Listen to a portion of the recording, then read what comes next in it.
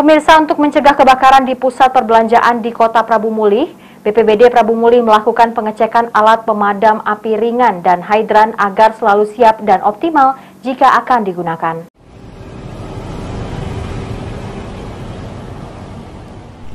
Badan Penanggulangan Bencana Daerah Kabupaten Prabu Mulih melakukan pemeriksaan sistem pemadaman api di City Mall, Jalan Lingkar Kota Prabu Mulih, Kamis 25 Mei 2023.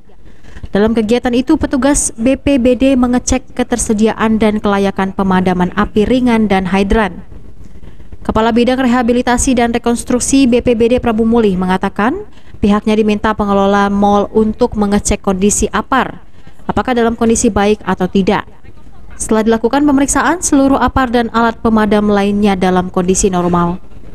Santari, Kabid RR menjelaskan, pengecekan apar tidak hanya dilakukan di mal dan pusat perbelanjaan, namun juga perkantoran dan tempat-tempat umum lainnya. Inspeksi dilakukan secara berkala agar alat pemadam api ringan bisa digunakan.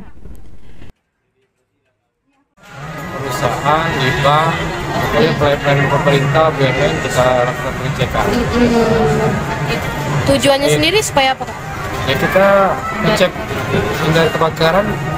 Jadi seperti apar itu kita cek, seandainya kita cek kan itu sudah kadaluarsa tidak bisa digunakan.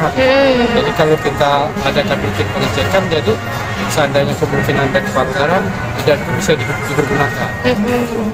Pihaknya menghimbau pemilik hotel, penginapan, restoran maupun perkantoran untuk dapat menyediakan alat pemadam api ringan.